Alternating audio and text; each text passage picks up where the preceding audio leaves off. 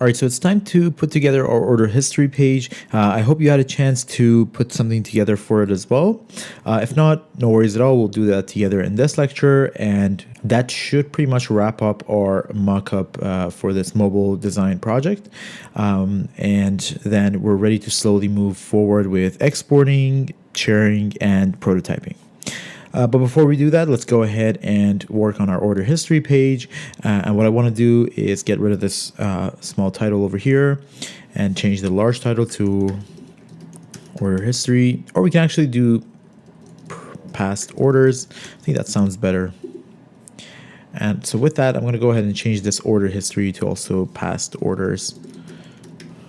I think that just sounds better. Let's go ahead and change this action button to back, and we can remove this plus icon, or we can let them create a new order by pressing this plus icon. So I think we'll just leave that in there in case they want to, let's say, start a new order from this page. So now I'm going to go ahead and copy one of the restaurant cards over here, and I'm going to use that to create a new component and input those 4 data points that we talked about in the previous lecture. So let's make sure we select all the layers here in your layers panel, and then let's go ahead and copy one out here, and we're going to use Command K to turn that into a component. And let's rename that to order card, so we know that's the card for orders.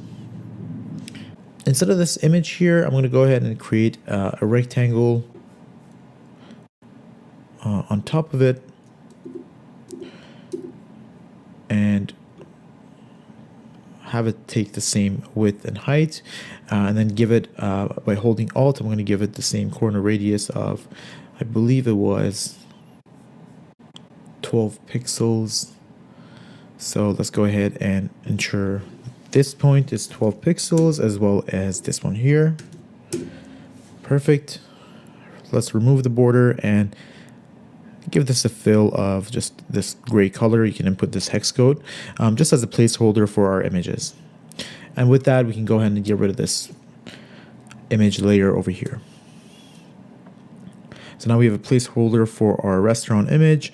That's not fully necessary in the order history page. You could totally remove that from there, but I think it's nice for them to see which restaurant they ordered the food from. So that's really your call.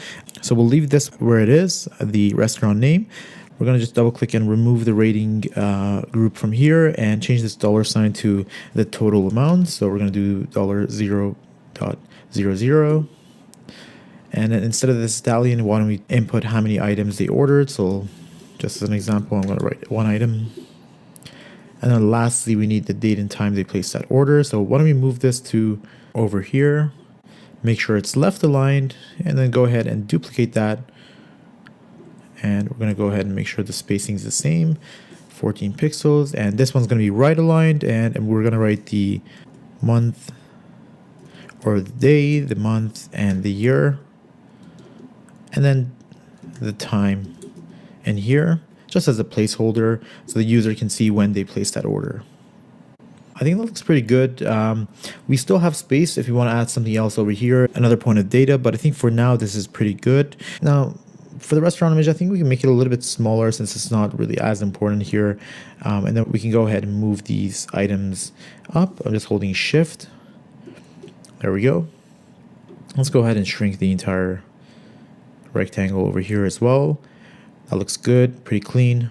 And we can use this now in our order history page. So let's go back to our order history page. Click on order history.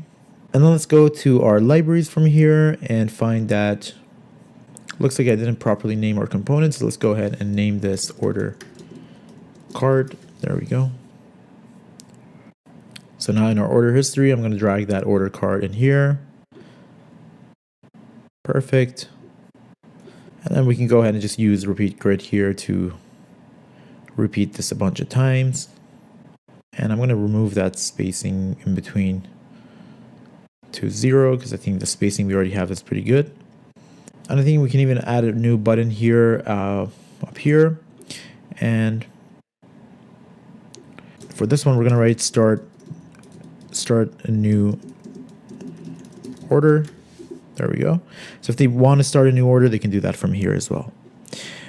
Now, if you use this repeat grid to come up with new cards, this button will kind of collide with the view.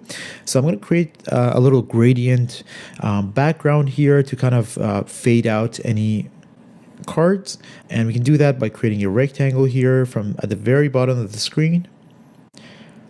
That kind of covers the button up to here. Now we're going to take this one layer down so that the button is on top of it. We're going to go ahead and remove the border first and change the fill to, instead of a solid color, be a linear gradient.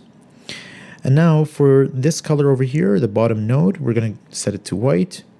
For the other node, we're going to set it to, we're going to leave it at white, and we're going to bring the opacity all the way down to 0. And I'm going to go ahead and just drag that a little bit higher. I think that's pretty good. And now, as you can see, behind this button, any card that shows up will kind of fade out, which is what we want. We don't want that button to kind of collide with that card. And so I think that looks pretty good. Now for our data, let's come back in the next lecture to input some sample data in here. And just one thing I'm going to do is I'm going to go back to the card here and replace this with a generic restaurant name. We'll just do restaurant name because this is a component. We don't really want a specific restaurant name in there, and so I think that looks good. And now we're going to come back in the next lecture to input some sample data into here.